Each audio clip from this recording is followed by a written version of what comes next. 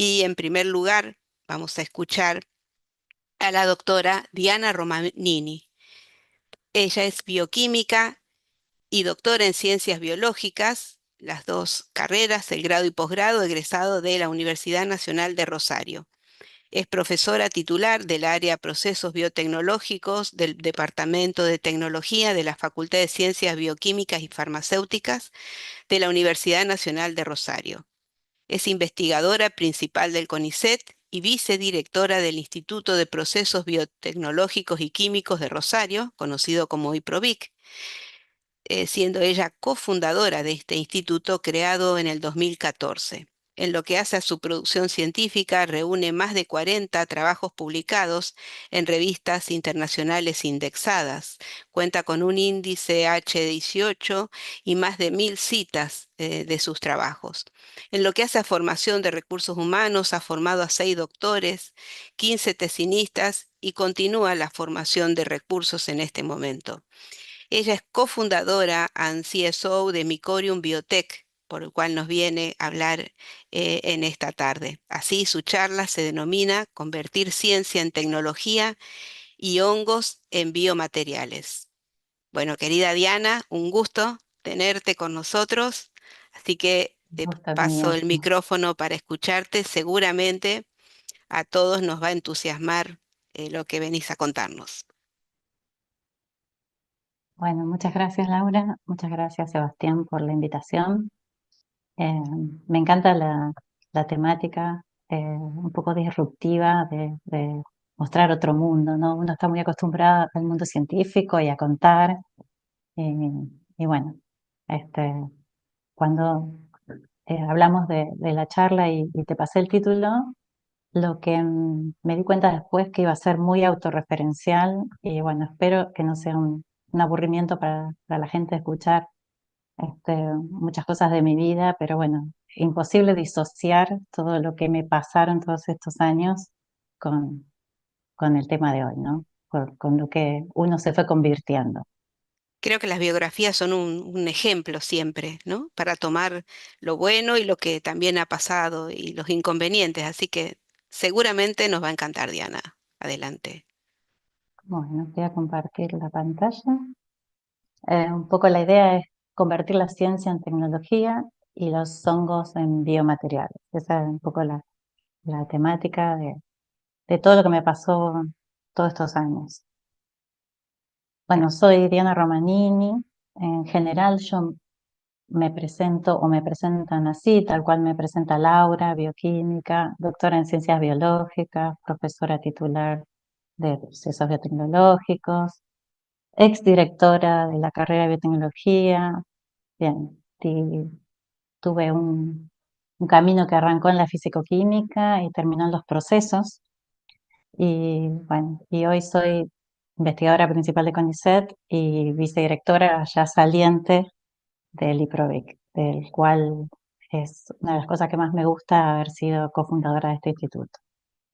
Pero en realidad yo no soy esas son solo mi historia de vida académica. Yo soy la madre de Galia, Luz y Franca, soy especialista en nada en particular. Me fascina mucho la innovación, la biotecnología, los hongos, me gusta dormir, no me gusta quedarme mucho en el mismo lugar.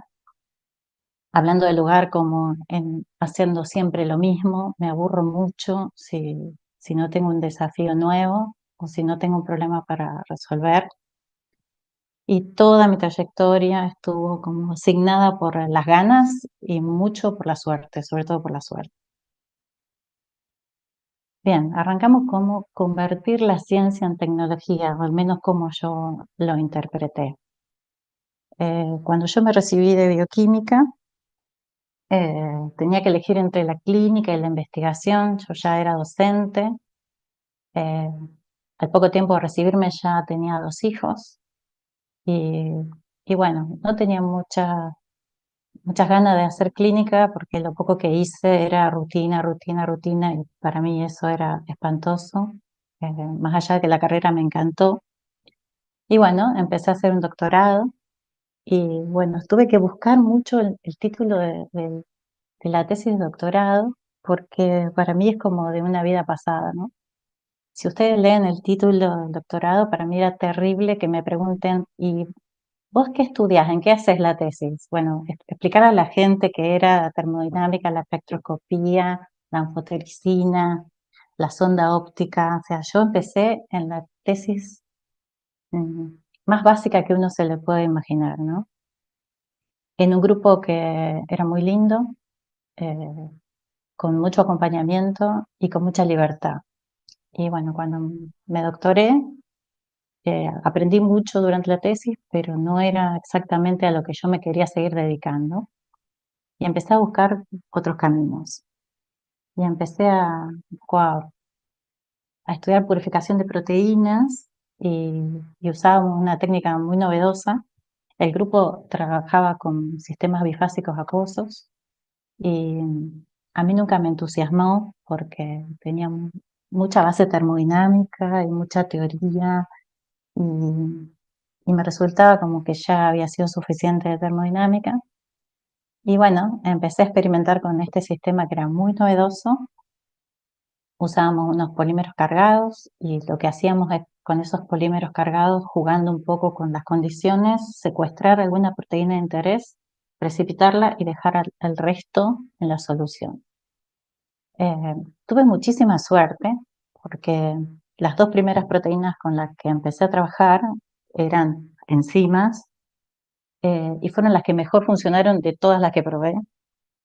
Y tuve muchas publicaciones y estudié mucho la interacción de esos polímeros con esas proteínas y un día me aburrí y empecé a ver otras cosas. En el grupo hablaban mucho de la nueva moda que era la revalorización de residuos y claro, viviendo en Rosario con tanto residuo agroindustrial, había mucho para hacer. Primero arrancamos por el páncreas y por el estómago bovino, que eran desechos del frigorífico, pero con el tiempo me di cuenta que todas esas estrategias que funcionaban súper bien con los polímeros eh, no estaba resolviendo ningún problema, porque ni el páncreas ni el estómago ya eran un residuo, sino que ya le habían encontrado algún tipo de valor, los congelaban y los mandaban a China. Entonces, un poco el- la justificación del sistema ya no tenía sentido. Entonces empecé a trabajar con amilasa y bueno, yo para todos mis sistemas necesitaba una proteína pura que la compraba en Sigma-Aldrich, la ensayaba con el polímero y después la ensayaba sobre el, el residuo. Y a Sigma-Aldrich le debo un poco la suerte de haber encontrado que la proteína más pura que yo podía comprar era la amilasa Aspergillus oryzae. Y gracias a eso dejé el rastrojo de trigo y todos esos residuos que yo estaba tratando de usar para hacer cultivos y empecé a hacer cultivos de hongos. Y bueno, es como, el cultivo de hongos fue como volver al lugar donde yo quería estar. A mí me habían fascinado los hongos cuando estudié bioquímica. Lo estudié desde un punto de vista muy clínico y mucho de la patología, pero a mí me fascinaban las cosas que pueden hacer los hongos. Uno pone un hongo a 37 grados y tiene un hongo filamentoso y el mismo hongo a 28 grados crece de una manera totalmente distinta. O sea, siempre me fascinó esa capacidad y todos esos secretos que guardan los hongos en su genoma, ¿no? Y bueno, y ahí empecé a trabajar con cultivos y tratar de poner a punto una técnica de purificación de proteínas. Y un día un compañero mío que se llama Hugo Mencela, que está hoy en la sala, me dijo, lo que vos haces es un downstream.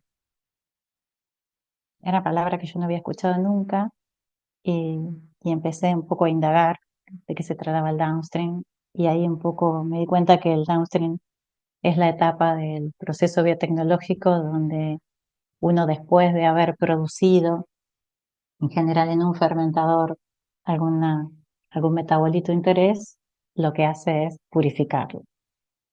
Entonces, bueno, ahí empecé a trabajar. La milasa me ayudó un montón, un sistema buenísimo que me dio mucha, muchas posibilidades de estudio, de publicaciones. Eh, Estudié todo sobre la amilasa, desde la estructura, la interacción con los polímeros, la interacción con las demás proteínas que había en el contexto y bueno, eh, la verdad que me encantó y empecé a trabajar con un sistema que es fermentación en estado sólido, que no se me ocurrió a mí, sino que un chico mexicano que vino a hacer una pasantía me contó que él trabajaba así, me enseñó a fermentar en sólido y bueno, a partir de ahí se abrió una puerta nueva. Nadie entendía muy bien qué era la fermentación en sólido, todavía algunos que no la conocen. Y bueno, empecé a trabajar un poco más de verdad con la revalorización de residuos. Empezamos a tratar de extraer antioxidantes del orujo, usar orujo, cascarilla de frechillo para producir metabolitos. Y bueno, ahí se empezaron a abrir como muchas puertas, ¿no? Y todas eran súper interesantes y estábamos llenos de becarios haciendo cada uno una cosa distinta. Y después apareció la extracción asistida por enzimas, que también es una técnica que no es más que decir, bueno, en el medio y encima, la enzima degrada la fibra vegetal y es mucho más eficiente que hacerlo y mucho más sustentable que hacerlo químicamente. Un día fuimos a buscar hongos a la región, una de mis becarias empezó a juntar hongos del campo y una de las placas se puso roja y bueno, era un pigmento rojo muy lindo y ese pigmento rojo venía de un hongo que era bastante desconocido, lo mandamos a Holanda, lo tipificaron, era un hongo muy poco reportado, así que bueno, todo el tiempo siempre se abren puertas, ¿no? No sé, por eso digo siempre es la suerte, que una placa se ponga roja y de golpe empieces a trabajar con pigmentos fúngicos, la verdad que me encantó. Y bueno, y así fueron como sucediendo las cosas. Llegó Adriana al grupo, una compañera mía que llegó a hacer un postdoc conmigo, y ella venía trabajando en descartes de zanahoria y haciendo bioetanol. Y bueno, siguió trabajando con los descartes, pero haciendo prebióticos. Y bueno, desarrollamos un jugo prebiótico, pero yo no sentí nunca hasta este momento, o hasta ese punto, que estaba haciendo tecnología, ¿no? Yo siempre pensé que estaba haciendo ciencia aplicada. O sea, lo que yo hacía se podía aplicar, hasta se podría transferir. Todas las experiencias con transferir desde CONICET a una empresa fueron todas fallidas, absolutamente fallidas. O sea, la burocracia nunca permitió que las cosas salieran en tiempo y forma, los tiempos de las empresas y los tiempos de nuestra burocracia no se llevaban bien. Y bueno, medio que me desilusioné muchas veces de eso. Y bueno, este, ahí me puse a pensar, ¿no? Que cómo, cómo hace uno para hacer tecnología. Y bueno, este, para hacer tecnología uno tiene que hacer un cálculo de si lo que estoy haciendo resuelve un problema y si esa solución es más barata que el problema, ¿no? Porque muchas veces si la tecnología no resuelve un problema o sale carísima, no tiene ningún sentido. Y ahí este, apareció esto de la segunda parte del título de la charla, los hongos en los biomateriales. ¿Cómo llegué yo con los hongos a los biomateriales? La verdad, muy de casualidad.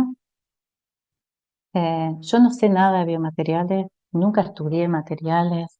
este, y bueno, apareció un chico que leyó esta nota que está acá abajo, que es del 2016, esto estamos hablando del 2020, plena pandemia, y me dijo, yo leí una nota tuya que vos trabajás con orujo de uva, con revalorización, y encontré una empresa que se llama Vegea, que es italiana, que usa orujo de uva para hacer biomateriales.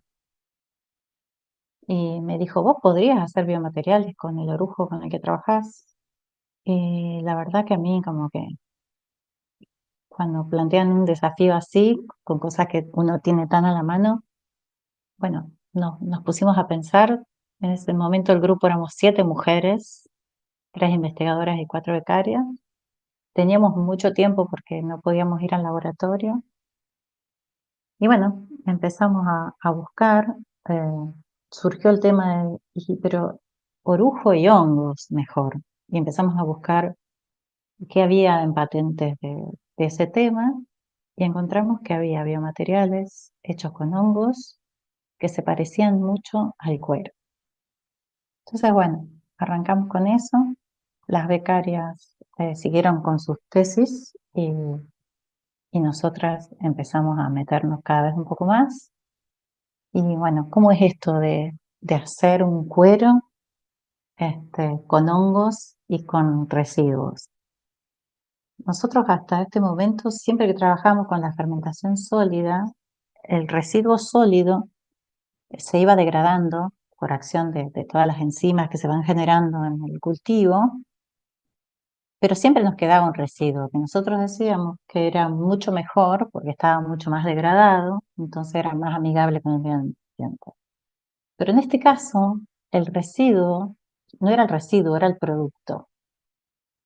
Entonces, nosotros empezamos a probar orujo con hongos. No eran los hongos con los que habitualmente trabajamos, que son eh, otro tipo, digamos. Son más hongos comestibles, esos hongos que hacen el sombrerito, ¿sí? Que se llaman basidomicetos.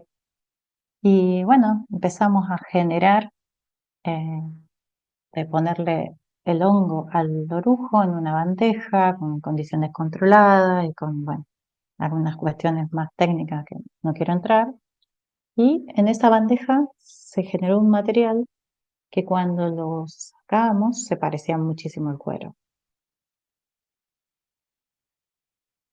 Y la manera en poder llevar esa bandeja a escala industrial es a través de bandejas más grandes. O sea, lo mismo que pasa en 1 centímetro cuadrado se reproduce a 1 metro cuadrado a la escala que sea. O sea, una fermentación que escala en área. Y bueno, en ese momento eh, eh, apareció el SF500 porque el chico que nos había contactado había llegado al SF500, que es una aceleradora de acá de Santa Fe, que esto recién estaba empezando y estaban buscando proyectos biotecnológicos. Ese chico que nos había contactado desistió de seguir adelante con el proyecto y bueno, este, la gente del SF500 nos vino a ofrecer formar una, una EBT y, y bueno, nos quedamos las 3 investigadoras dudando. Yo nunca en mi vida pensé que iba a ser una startup realmente.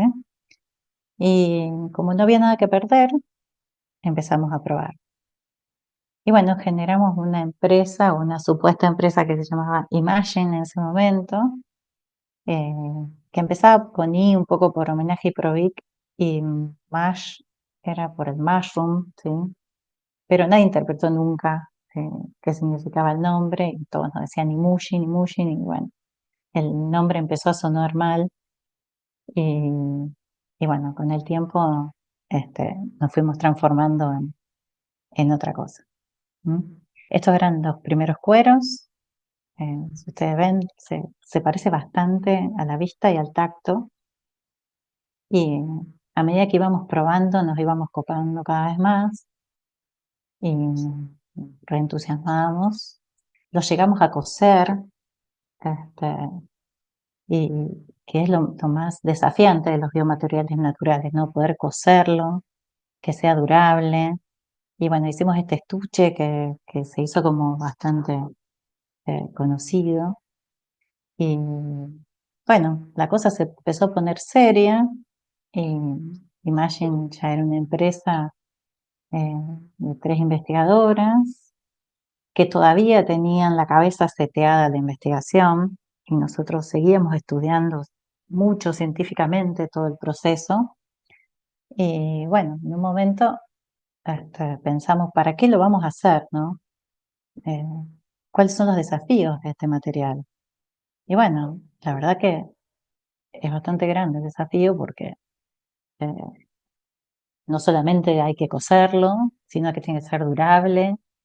Eh, si uno piensa en un auto, no solamente piensa en las butacas, tiene que pensar en todo el revestimiento interno que tiene un auto. Si piensa en carteras, tiene que ser resistente como a la tracción, al roce. Bien, y además, al final de su proceso, tiene que ser biodegradable. Entonces, bueno, el desafío cada vez se puso más heavy. Eh, Igual estábamos súper entusiasmadas y nos pusimos a pensar, bueno, ¿qué requisitos va a tener que tener este biomaterial? Y cuando empezamos a enumerar, la verdad que todo empezó a dar como miedo. Y de todas las cuestiones de hacer una empresa, creo que lo más fácil es lograr todas las cuestiones técnicas, digamos. Uno eh, es a lo que más miedo le tiene, pero en realidad es lo que más sabe resolver. Y bueno, un montón de todas estas cuestiones ya están resueltas, ¿sí? Y estamos hablando de menos de 2 años que empezamos con esto. Pero bueno, el SF500 nos dio un- un fondo, o sea, nos invirtió y nos puso un timeline. Y bueno, eh, lo más importante no era ni el material, ni la, ni, ni la biodegradabilidad, ni la durabilidad.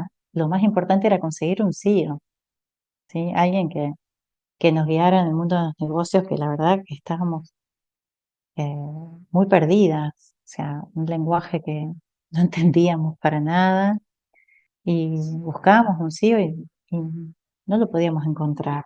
Era difícil que, que nosotros logremos que alguien venga a sumarse al equipo, un desconocido, alguien de, de otro ambiente, y empezamos a entrevistar gente, a buscar por LinkedIn, a preguntar. Más lo buscábamos y más difícil era encontrarlo. La verdad que ese fue el desafío más grande que tuvimos que pasar. Y un día nos enteramos que habían contactado al SF500 un chico que era especialista en finanzas y que había estado intentando cultivar hongos para hacer un biomaterial y que había, pobre, fracasado, pero que estaba muy interesado en buscar científicas que estén haciendo eso. O sea, probabilidades 1 en 1 millón de que alguien que uno está buscando te esté buscando igual, ¿no? Y bueno, así fue que conseguimos a Agustín y formamos Mycorium Biotech. Ahí fue como una nueva etapa, totalmente diferente. Yo no sabía lo que hacía un CEO hasta que lo conocí a Agustín. Y bueno, en el 2022 ya éramos un equipo y él nos fue reseteando a todas y nos fue enseñando cómo se trabaja en el mundo de los negocios. Y es un chico súper joven, tiene la edad de mi hijo, eh, y, y nos enseñó un montón. Y nosotros le tuvimos que enseñar a él también qué, qué era una cepa, qué era una fermentación, un montón de cosas. Y bueno, la verdad que la experiencia fue hermosa para todas. Y las sensaciones que uno llegó acá como sin querer queriendo, eh, y nos transformó a todos desde, desde un lugar donde yo no sé si volvería para atrás a la Diana que yo era en 2021. Y bien, la pregunta era, ¿qué problema solucionamos? Nosotros pensábamos que el problema que solucionábamos era la crueldad animal, el uso de cuero, las curtiembres contaminan. Y bueno, Agustín nos hizo entender que el problema que nosotros solucionamos no tiene nada que ver con el cuero vacuno, si bien tiene sus cuestionamientos, el problema es el plástico, ¿sí? El plástico es el de cocuero, que se usa muchísimo y que es poliuretano. Y bueno, eh, hay más de 100.000 billones de prendas que se tiran por año, que no se degradan, que son 60% plástico, que el 87% termina en un vertedero o peor, que es incinerado. Y en general uno, cuando se compra una prenda, no la usa más de un año, ¿m? Y la descarta. Así que este es el verdadero problema que Mycorium viene a solucionar. Y bueno, y un poco eso de revalorizar residuos, que yo tanto me cuestionaba si uno realmente revaloriza o descarta un material un poco más degradado. Creo que en esto que el biomaterial se convierte en el producto es sí un modelo de economía circular, ¿no? Donde uno usa un residuo o no, o formula, perdón, y lo convierte en un biomaterial que puede volver a la tierra sin dejar rastro, ¿no? Y que, bueno, que vuelve a ser alimento para esa planta que va a generar el nuevo residuo agroindustrial. Eh, Bien, y nosotros lo que sí tuvimos es mucha suerte porque en el momento que estábamos creando Mycorium, eh, cayeron los del diario La Capital de Rosario, nos hicieron una nota por todo lo que estábamos haciendo. En ese momento estábamos con el tema de revalorización de zanahoria y cuando le contamos esto y le contamos que nos habían venido a buscar de empresas, fue como un gran boom. eh, y nos empezaron a llamar de todos lados. Creo que la repercusión del tema fue un poco lo que nos hizo entender que esto lo teníamos que hacer. ¿No? Eh, y Bianchi Cueros, que es una empresa que genera diseños y confección para Cardoni, para Kevinson, para un montón de otras marcas, fue quien más apoyo nos dio y quien más está interesado y permanentemente nosotros le mandamos muestras y ellos prueban cosas y nos hacen una devolución para que el material cada vez sea mejor, ¿no? Bueno, esto fue como un gran puntapié. Nos han llamado de empresas como Le Coq Sportif, que, que estaban súper interesados y habrían hablado con el gerente de Francia por esto. O sea, la verdad que un poco nos desbordó. Bueno, todo esto es lo que se puede hacer de biomateriales de hongos. Nosotros arrancamos por el cuero, pero en realidad los hongos tienen muchas oportunidades. Mm, No todo puede ser posible, pero en el caso de la botella ahí con el packaging, la verdad que es súper interesante. eh, Reemplazar al telgopor, que es tan malo para el medio ambiente, por algo que se parece muchísimo, ¿no? Y bueno, muchísimas gracias. Estas somos nosotras tres, Rocío, Adriana y yo. Diana, bueno, hermoso realmente lo que nos has contado, como predije, que iba a ser inspirador. Quiero contarles, el público que, que los está escuchando, seguramente identifico gente de Rosario, por supuesto que hay gente de la UNE, pero para que se den una idea, tenemos gente del interior de Corrientes, de Goya, de Mercedes, de Esquina, de Montecaseros, gente de Resistencia, de Pampa del Indio, o también de Bahía Blanca, de Chipoleti, fíjense, ¿no? La tecnología en este sentido, y son los que se manifiestan, ¿verdad?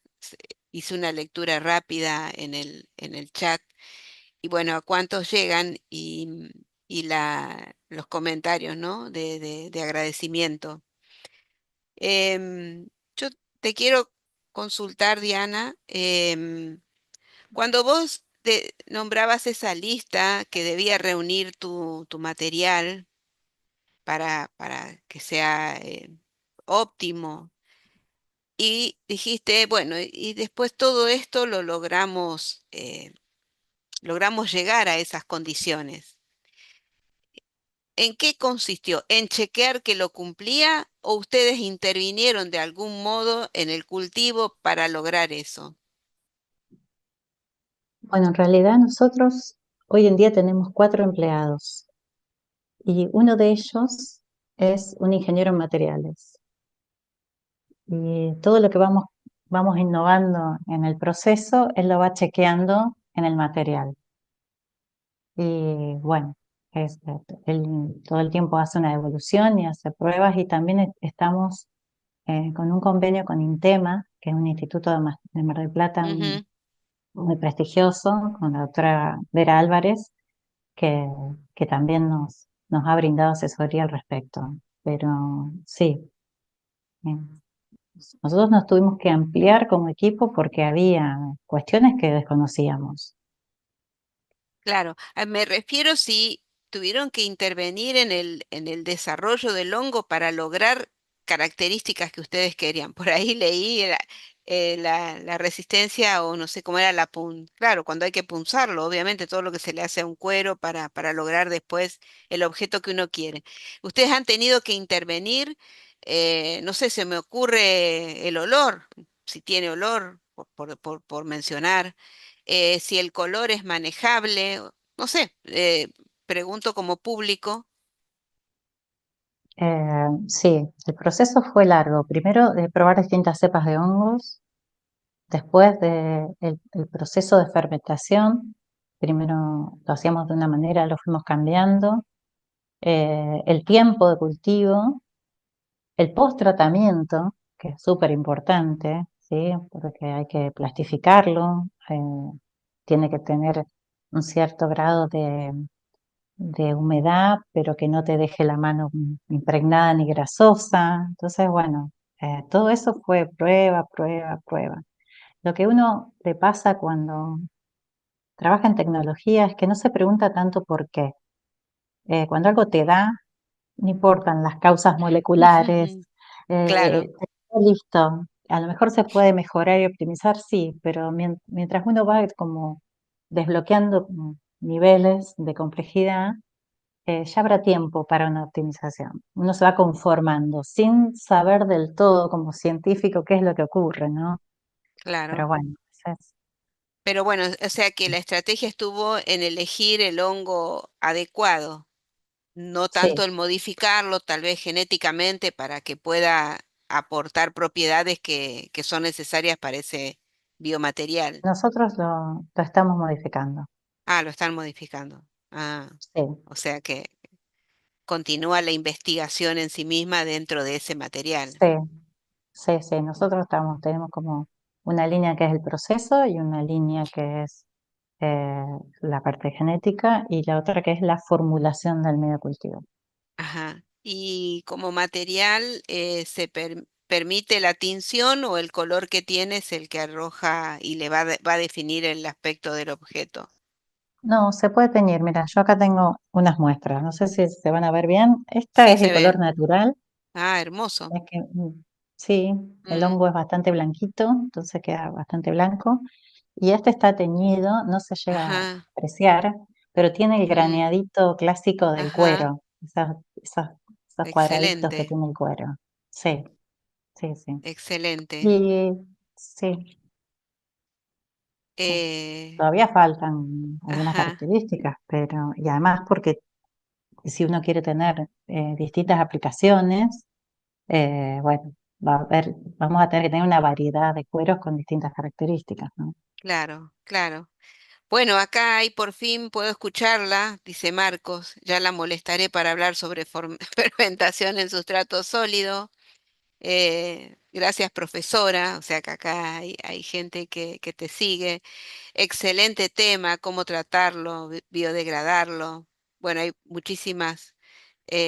muchos comentarios de agradecimiento. Sebas, si querés hacer algún comentario o consulta, te pasamos el micrófono. Bueno, sí, no, simplemente como como la mayoría de la gente que nos sigue en las redes sociales, felicitarla por lo que ha logrado y felicitarla por el salto, porque creo que en toda su charla quedó más que claro el miedo que tienen la mayoría de los científicos a dar ese gran paso que es desprenderse de lo seguro, de lo que estuvimos acostumbrados a lo largo de toda nuestra carrera, hacer investigaciones de laboratorio, llegar a resultados publicables, pero difícilmente dar ese paso al lanzarse a la empresa. Y bueno, creo que en esta semana de las tecnologías arrancamos bien con dos ejemplos que nos están mostrando. Uno ya nos mostró y el otro seguramente a continuación nos van a mostrar que sí se puede y que creo que también en la charla de Hugo va a quedar claro, como ya se dijo ahora, que es un camino de ida. Por ahí lo difícil es animarse a soltar el laboratorio, pero una vez que se pasa a la industria, a la empresa y se ve el resultado de lo que uno hizo desde el otro lado, debe ser también muy gratificante. Sí, y eso de que uno no tiene que ser nadie maravilloso, uno es una persona común y corriente, eh, que bueno, que se tiene que animar a soltar. Este, y Provic ha ido volcándose un poco a esa idea de que fracasar es no haberlo intentado. Y Claro, si algo te dio mal, es como dice Hugo siempre, fracasar rápido y barato y empezar con algo nuevo, algo que en la ciencia por ahí uno no se permite tanto. Uno solo publica lo que le dio bien. Este, pero la verdad que mm, a mí me resulta muy gratificante haberme animado. Hugo tiene bastante que ver, ujú. este, pero es una oportunidad que para los que son más jóvenes, que no se la pierdan. No se la Em, pierdan porque estamos en un cambio de era, ujú. en una Argentina donde también han cambiado mucho la ciencia y la situación de la ciencia. Entonces, me parece que a veces las crisis son una gran oportunidad para pegar un salto, ¿no? Tal cual. Cómo llevas tu vida de científica, porque sos investigadora del CONICET, y la parte empresarial? Esa es una pregunta que te la hago, pero que represento a mucha gente que se hace este planteo y que justamente le da ese miedo, ¿no? A cómo es convivir con esos dos roles. Bueno, antes era docente, investigadora y ahora tengo un trabajo nuevo. O sea, por suerte los chicos, mis hijos crecieron y ya no me demandan tanto, pero es sumar cosas. O sea, no dejas de hacer una cosa por la otra. Ya no tomo tanto recurso humano nuevo o chiquito como tecenistas porque ya no puedo dedicarle tiempo. Pero bueno, es algo que uno tiene que, que compatibilizar, porque en definitiva también el recurso humano puede sumar a, a la misma temática de la empresa o puede ir por su lado, no es incompatible para nada, no hay ningún problema. Ajá. Bueno, me refiero a todo este tema de lo que es publicar y poder mantenerse en carrera, ¿no? Por las chicas más jóvenes me refiero, cómo lo llevan en ese Sí, sentido. sí, Vos has acá llegado a una siempre, jerarquía muy alta porque sos investigadora principal, que te lo pregunto para que la gente te escuche, ¿no? Ese es el motivo de la pregunta. Te acompañan dos personas muy jóvenes, las chicas que imagino que sí, ponen mano en la mesada, más allá del chico sí, sí, que hablaste, ¿no? Que también es muy joven, pero que ve toda la parte de negocio, fundamental, ¿no? Para esta movida. sí. Bueno, ¿cómo lo llevan las chicas entonces? Que ya son Eh, doctoras, sí, pero están en carrera, ya son investigadoras del CONICET también, ¿no? sí, una tiene una tesista que trabaja en temas de revalorización de orujo y en una producción de una enzima que se llama TANASA y sigue su tesis normal. Ajá, Y Adriana, que está más demandada en el tema mesada y eso, está terminando con su tesista y por ahora no va a cargar la responsabilidad de nadie nuevo. Pero bueno, eh, a lo mejor puede ser que no sea MyCorim y que sea otra cosa la que venga después, porque Claro, tener una empresa hoy puede ser hoy y mañana no, como muchas empresas que no pueden prosperar. Todo es absolutamente reversible, uno puede volver a sumar proyectos nuevos y empezar otra cosa. Y siempre va a haber recursos humanos. En Iprovix sobran la cantidad de gente que quiere venir a ujú, trabajar y a ujú, formar parte de una tesis que tenga que ver con una empresa o no. Hay muchos proyectos muy interesantes, pero yo no le veo la dificultad. Incluso nosotros presentamos una patente provisional y cuando podamos presentar la patente definitiva, atrás vendrán las publicaciones. O sea, no te quita claro, publicar, te demora a lo mejor, pero no ujú, quita. claro.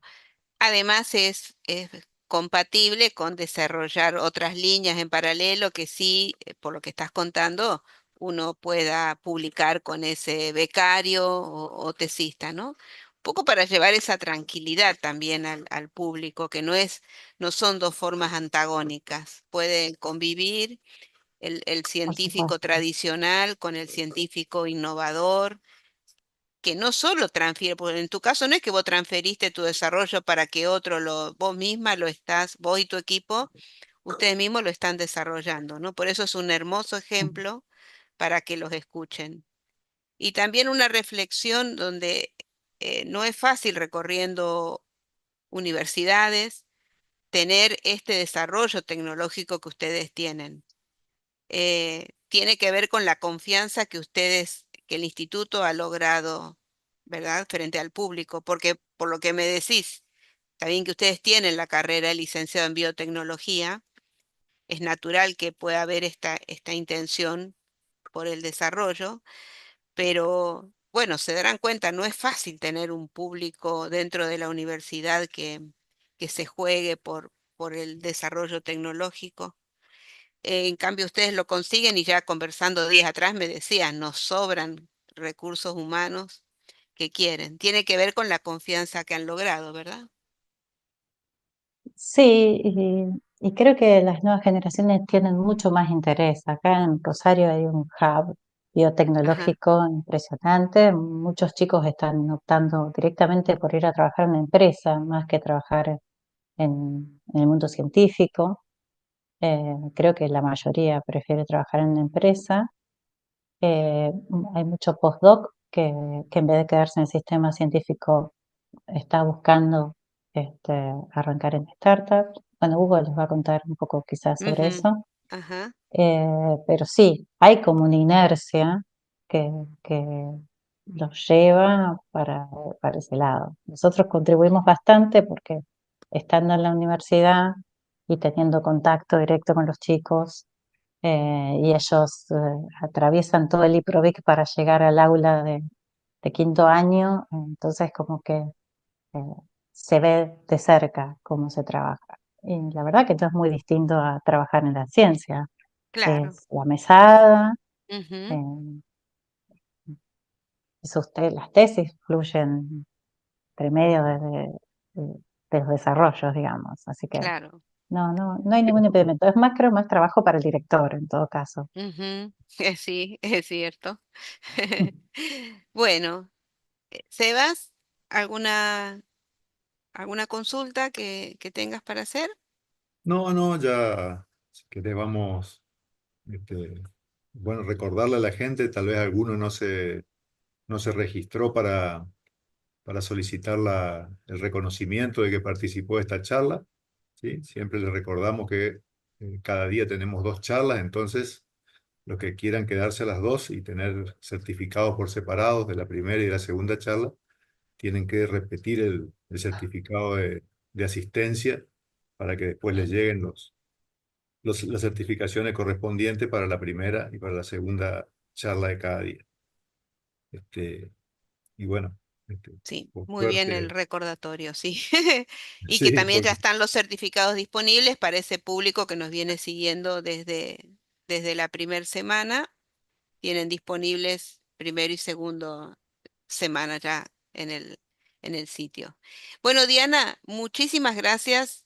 Estoy segura que ha sido un disparador para muchos y lo bueno de esta posibilidad de hacerlo virtual es no solo que nos están viendo desde lugares muy distantes del país, sino también que los videos quedan y los vengo siguiendo en la cantidad de visualizaciones y es increíble cómo van creciendo día tras día, lo cual significa que, bueno, que este conocimiento, esta información queda disponible y, bueno, luego despierta un interés en el público. Y eso que los videos por ahora están subidos así tal cual en crudo, luego habrá que hacer un proceso de edición que todavía no nos da tiempo para identificarlos bien con títulos. Seguramente ahí, bueno, pero va a ser la forma de mantener este canal activo hasta el año que viene, ya que, bueno, ha tenido muy buena repercusión el evento y por supuesto que ya estaba en los planes poder repetirlo, ampliarlo porque es una forma de llegar a mucha gente, tanto en la disciplina como no. A veces esto puede desencadenar o despertar una vocación, como decimos. Muchísimas gracias, Diana, Bueno, por gracias esta a ustedes, hermosa un gusto. disertación. Muchas Muchas gracias. gracias. Muchas gracias a vos.